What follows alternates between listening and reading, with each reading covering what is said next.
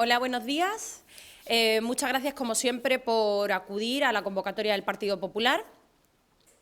Y quiero empezar diciendo que, lamentablemente, el Gobierno de Melilla sigue sin plantear una alternativa económica para nuestra ciudad, ni en los presupuestos generales de la ciudad, ni en los presupuestos generales del Estado. Hoy Melilla sigue sin una alternativa económica por la impasibilidad del Gobierno de la ciudad y del Gobierno de España.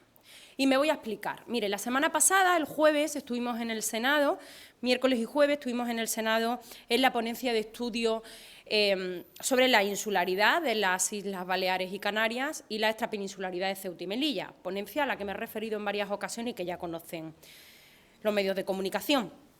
Compareció en esta ocasión Antonio Barranco. Antonio Barranco es un empresario de Ceuta que forma parte de la Confederación de Empresarios de Ceuta y defendió, entre otras cuestiones, la importancia de una infraestructura para Ceuta y Melilla como es el puerto.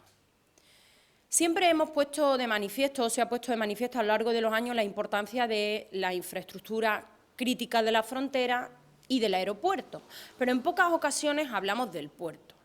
Y además, incluso desde algunos sectores se ha intentado devaluar trabajar en una infraestructura como el puerto. Y lo cierto es que Antonio Barranco vino a decir en esta comparecencia lo importante que era para Ceuta y para Melilla impulsar sus puertos como posiblemente la infraestructura clave de ambas ciudades.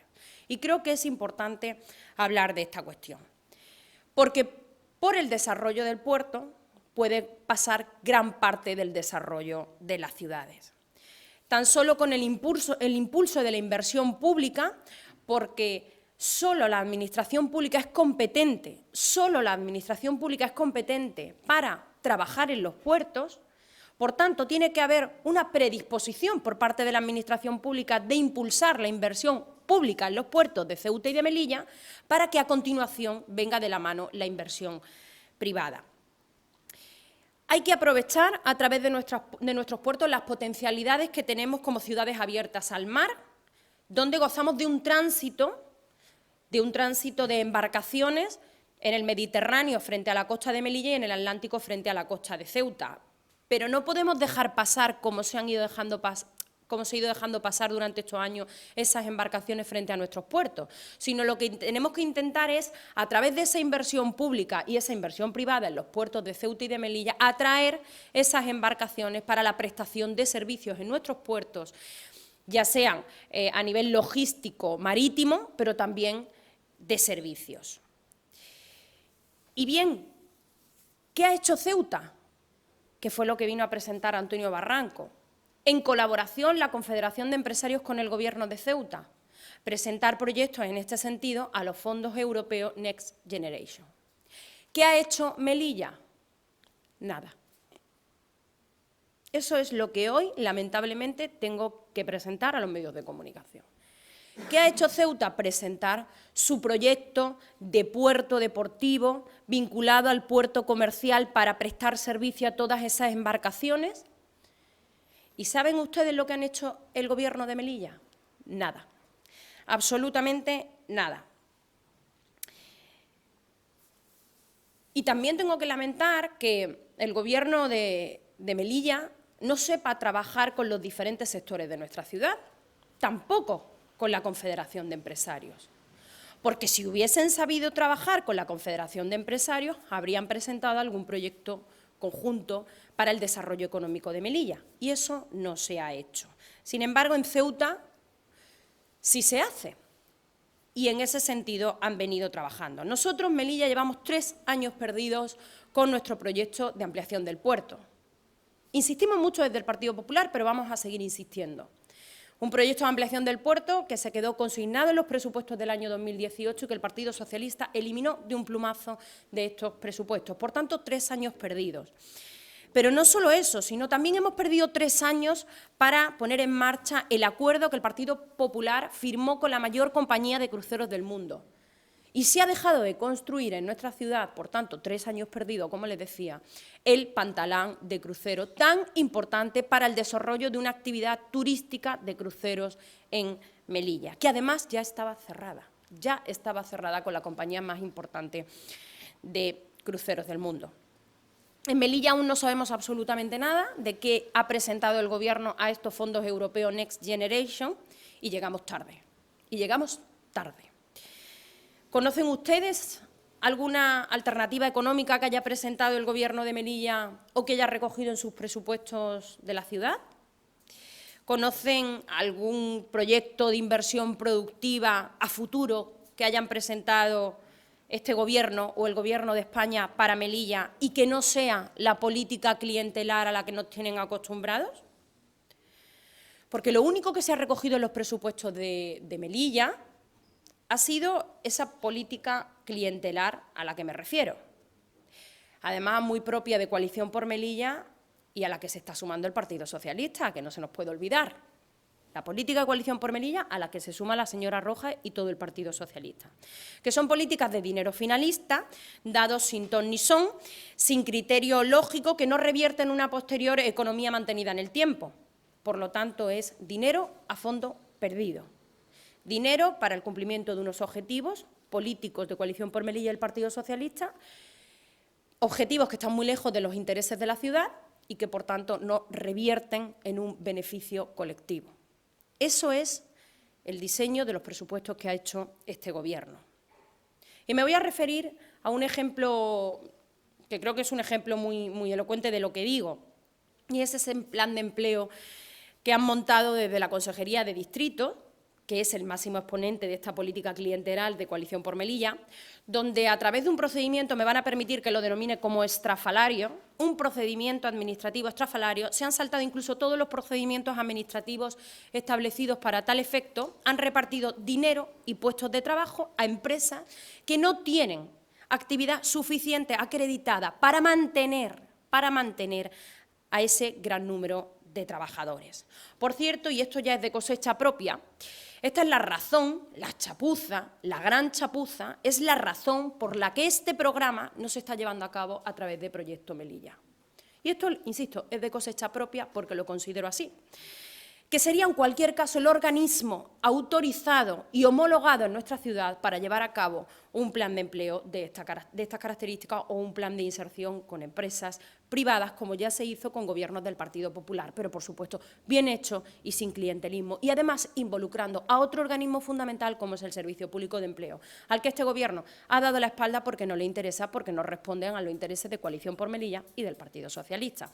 Insisto, creo que esta es la razón por la que se ha excluido a Proyecto Melilla de esto, porque es el organismo competente y homologado, como les decía. Porque, mire, a pesar de su presidente, del ex de Vox, que ahora es el presidente de Promesa, el señor Delgado, puesto por Coalición por Melilla, Proyecto Melilla es una sociedad muy seria. Es muy seria y sus trabajadores funcionan diligentemente. Y lo digo con total conocimiento de causa, porque trabajé durante años con ellos y es una sociedad que cumple con su objetivo con creces para el desarrollo económico de Melilla. Por eso este programa chapucero, que tenían que hacer a toda prisa, corriendo para seguir alimentando a los suyos, lo debería haber hecho Proyecto Melilla si fuese un programa serio que verdaderamente vaya destinado a la generación de puestos de trabajo. Y, sin embargo, se ha hecho a través del Gobierno paralelo que tiene montado Coalición por Melilla a través de la Consejería de Distritos. Bien, dentro de este paréntesis que he hecho en torno a este plan de empleo, continúo con los trabajos los temas que abordamos en la ponencia la pasada semana. También la necesidad de impulsar ya desde Melilla y de Ceuta la propuesta cuanto antes mejor para que el Gobierno de España solicite acabar con la excepción contenida en el Tratado de Schengen para el tránsito en las fronteras de Ceuta y de Melilla con Marruecos. Allí los empresarios en Ceuta, prácticamente en su totalidad, lo defienden como una de las medidas más importantes para hacer de nuestras fronteras, una vez que se abran, un paso europeo.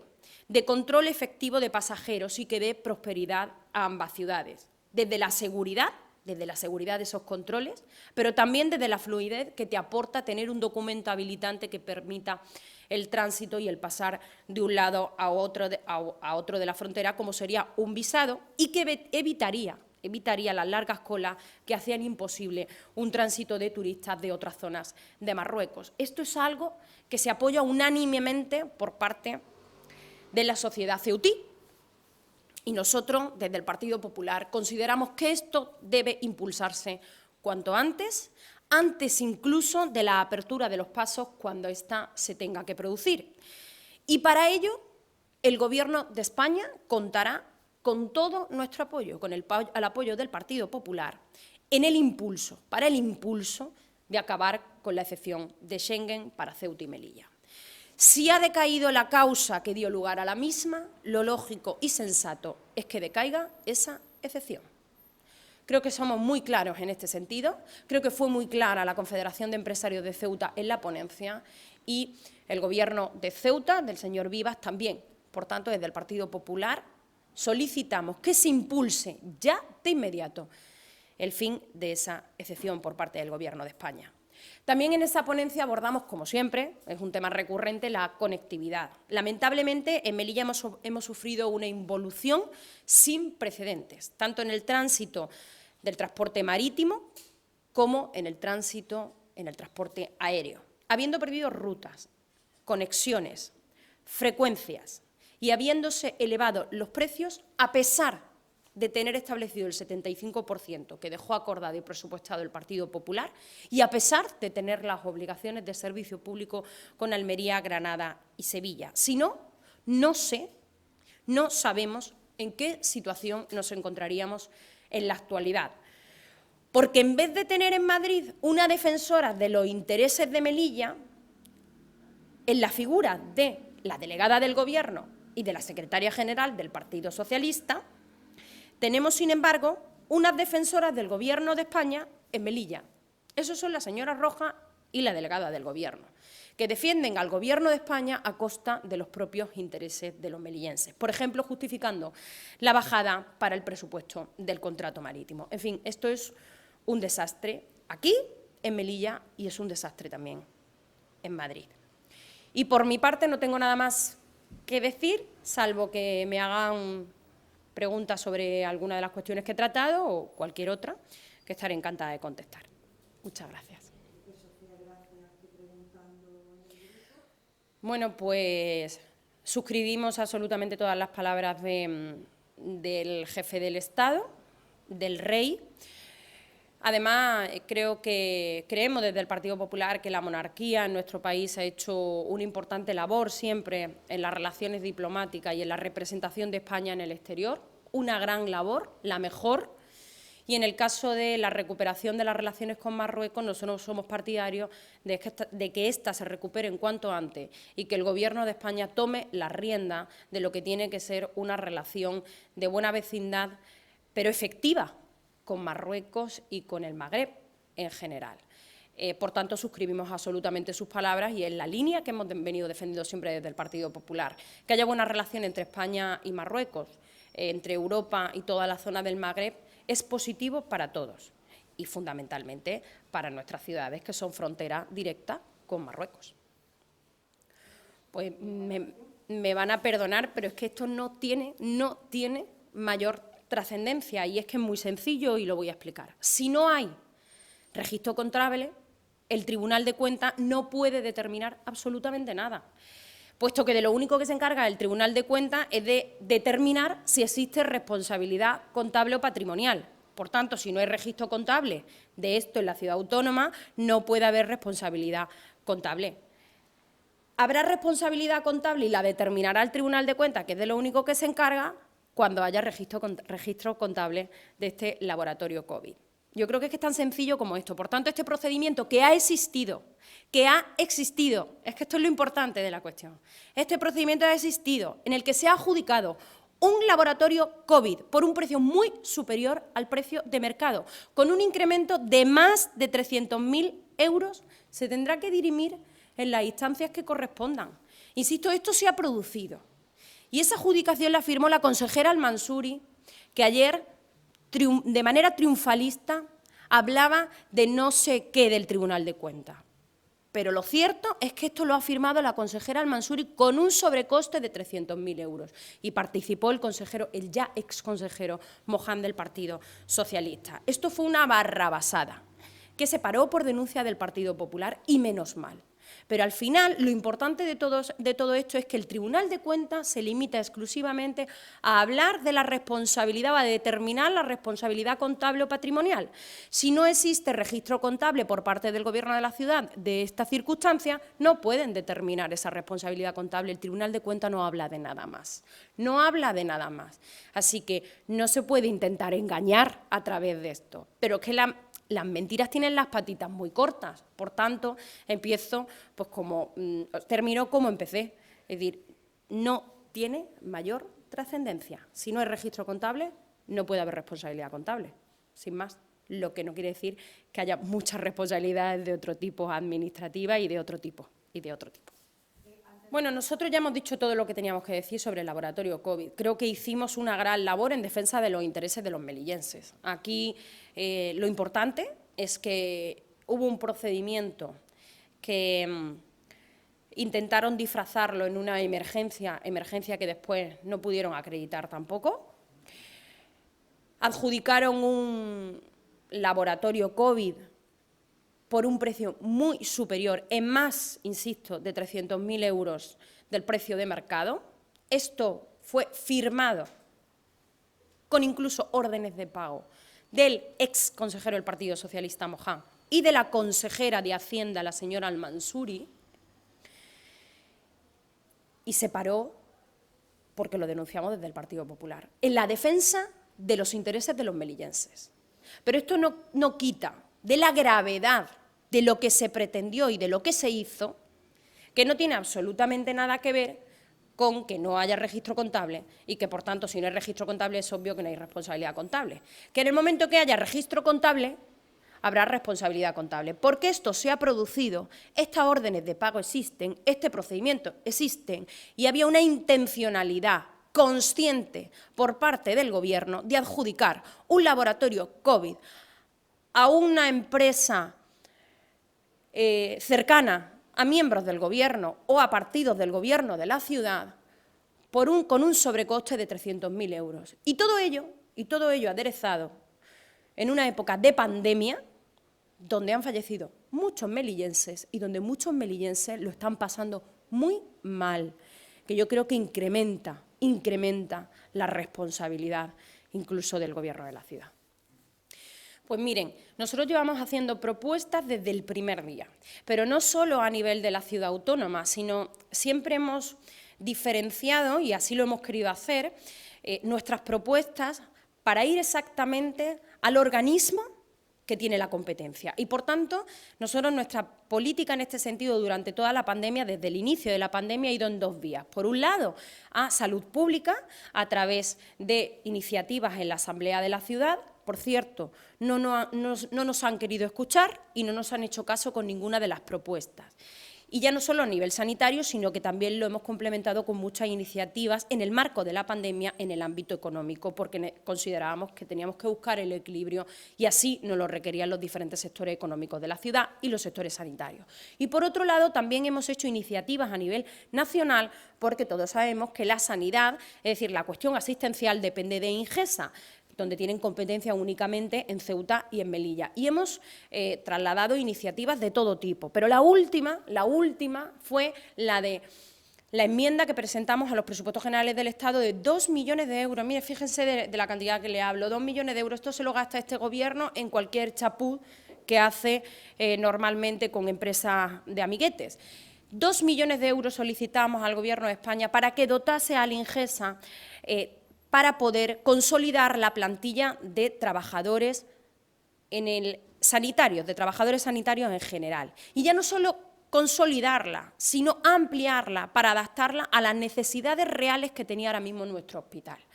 Y al final, la capacidad asistencial de Melilla es muy limitada. Es muy limitada porque tenemos las camas que tenemos, los espacios que tenemos, las infraestructuras que tenemos y además todo ello con un engaño con un engaño del Gobierno de España y del Gobierno de la ciudad de construir un hospital modular que nunca llegó a hacerse. Y hoy, 2 años después del primer día de la pandemia, 2 años después, seguimos sin contar con esta infraestructura. Por tanto, nos dijeron que no a la ampliación, a la consolidación de los sanitarios que tenemos y a la ampliación de los mismos. También nos han dicho que no a infraestructuras. También nos han dicho que no a acabar con esa gravosidad del complemento específico de los facultativos y muchas iniciativas que han ido en ese sentido. El Gobierno de España nos ha dicho que no y el Gobierno de Melilla no ha dicho absolutamente nada y no ha hecho absolutamente nada. Eso sí, nos ha engañado muchas veces, en muchas ocasiones, a todos los melillenses, no al Partido Popular, a todos los melillenses, como por ejemplo con ese hospital modular, que fue un circo lo que montaron para no tener absolutamente nada.